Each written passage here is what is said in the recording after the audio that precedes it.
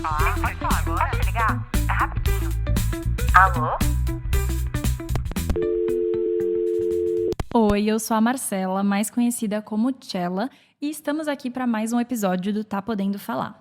Hoje a gente vai conversar sobre algo que define o tamanho da vida que a gente vive. Sabe o que é? O risco. Vou explicar melhor. Basicamente, se tem uma coisa que ninguém te conta quando você vira adulto, é que viver por si só já é arriscado. Só que, sem perceber, muita gente passa mais tempo tentando evitar o risco a qualquer custo do que vivendo efetivamente. A gente costuma medir as possibilidades, as oportunidades da vida pelo medo de perder e não pela chance de ganhar. Você já reparou nisso? A gente acaba sempre escolhendo o previsível, a segurança, o que é controlável. E aí, com isso, você vai diminuindo o próprio território da sua vida. Então, eu quero que esse episódio seja um lembrete, talvez um empurrãozinho de que existe um mundo inteiro fora do frasco de vidro em que você se colocou. É forte isso, né? É uma analogia que eu vou te falar mais pra frente ao longo do episódio, o frasquinho de vidro, mas bora começar. Bom, eu fico pensando muito em como essa nossa relação com o risco não nasceu de agora. Na verdade, a gente tem isso construído desde a nossa infância. Eu estava lendo um livro que chama Os 12 Princípios Poderosos para o Sucesso, do Bob Proctor. Depois deem uma olhadinha, porque eu tô assim no capítulo 2 e estou amando. Basicamente tem um capítulo dedicado ao risco e ele fala como a gente cresce ouvindo frases como: cuidado, você pode cair. Ah, não mexe nisso aí que é perigoso. Não sobe aí que é arriscado. Então, sempre vinha uma ameaça implícita dos adultos, né? Ó, se você tentar algo de ruim pode acontecer. E tudo isso que a gente escuta desde a infância vai moldando o nosso cérebro sem a gente perceber. É como se fosse um treinamento, só que é um treinamento pra gente ter essa aversão ao risco, no caso, né? E na psicologia existe um conceito chamado exatamente isso, é a aversão à perda, na verdade. E ele explica que o nosso sistema nervoso reage mais fortemente ao risco de perder do que à chance de ganhar. O que eu quero dizer com isso, em termos simples?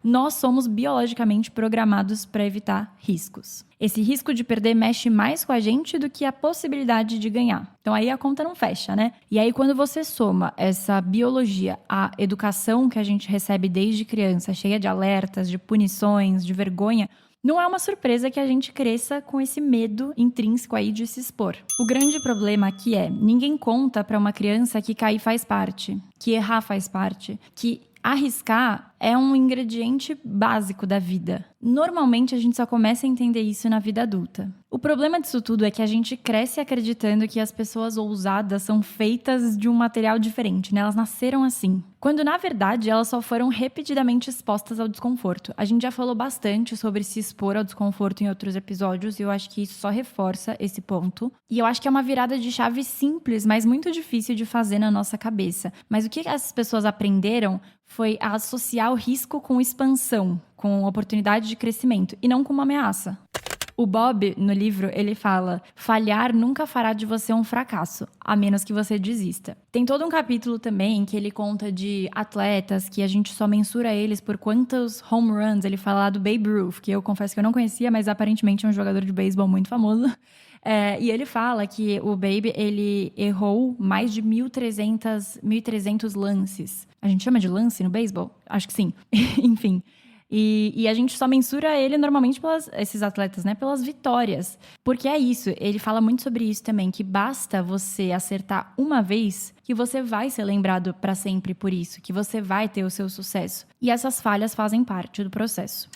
E quando eu penso na importância de se arriscar, eu sempre acabo voltando para um ponto inevitável, que é o seguinte: não existe absolutamente nenhuma história de alguém que criou algo grandioso, que conquistou uma coisa incrível sem o risco. Nenhuma. A gente romantiza muito o resultado final, mas a origem dessas grandes conquistas, grandes sucessos, quase sempre foi um salto no escuro. Para pensar. O Steve Jobs largou a faculdade sem ter certeza do que ele estava construindo.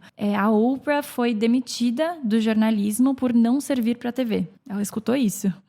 E outro exemplo, Jeff Bezos largou um emprego estável em Wall Street para vender livros pela internet, numa época que isso soava ridículo. Hoje pode até parecer o máximo, mas para aquela época não era nada. E nenhum desses atos foi um ato de coragem no sentido épico. Foi um risco específico que naquele momento parecia quase uma imprudência que a pessoa estava fazendo. E assim, a gente não precisa ir tão longe para achar esses casos. Pensa um pouco nas pessoas que você admira na sua própria vida, pessoas que você convive na carreira, na vida pessoal também. Sempre existe um momento em que essas pessoas decidiram arriscar a própria reputação, o próprio conforto ou o próprio plano lógico, um plano mais racional que eles tinham, em troca da possibilidade de algo maior. E eu acho isso muito poderoso.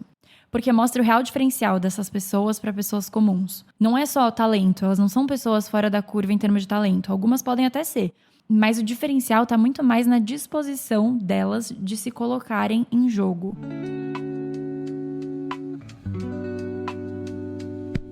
E mais uma vez, não é sobre ter um plano infalível. É sobre você aceitar que, antes de parecer seguro, toda ideia parece improvável. Eu acho que essa é uma premissa básica pra gente ter na nossa vida, assim. Nada vai parecer 100% certo, olhando de longe. A gente esquece isso, que o risco é parte da história que ninguém tá vendo, muitas vezes, porque ela acontece em silêncio. A gente só sabe depois das histórias de sucesso, nunca do processo, né? E no fim, talvez esse seja o ponto. Arriscar não é a garantia de nada, mas não arriscar é a garantia de que você vai ficar exatamente onde você tá. Eu acho que se tem uma coisa que eu tirei do capítulo desse livro que eu tô falando, né, dos 12 princípios, foi essa. Não existe nada pior do que ficar parado dentro da sua própria bolinha. Falando nisso, vamos entrar na metáfora que eu falei lá no começo do episódio que eu ia contar pra vocês. É a metáfora da abóbora no frasco. Já escutou alguma vez? Basicamente, ela diz que um fazendeiro colocou uma abóbora bebê dentro de um vidro. E aí, essa abóbora vai crescendo até preencher tudo que o vidro permite. E depois ela para. Ela fica ali limitada. Essa abóbora nunca saberia que ela poderia crescer mais, porque no fim ela se ajustou ao tamanho do vidro. E tem pessoas que vivem exatamente assim. Quando eu li isso, essa metáfora também tá no livro, tá? Minhas referências todas estão vindo desse livro hoje, porque ele é muito bom. Quando eu li isso, eu fiquei muito reflexiva para ver se em algumas áreas da minha vida eu não estava sendo essa abóbora no potinho de vidro. Porque muitas vezes a gente se acomoda nas nossas certezas, nas nossas zonas de confortos, nos territórios, nos ambientes que a gente sabe que a gente não vai falhar e nem passar vergonha. É a famosa zona de conforto. E aí um dia você olha para sua vida e acha que não nasceu para certas coisas, quando na verdade você nunca foi ao campo, sabe? A batalha ali, ao campo de batalha para descobrir. E no fim, na historinha da abóbora, essa abóbora nunca descobriu o seu tamanho real porque ela aceitou o limite que colocaram nela. Então, acho que a pergunta aqui pra você é: qual é o seu vidro? Em que espaço apertado você se enfiou só pra ter certeza de que você não correria riscos?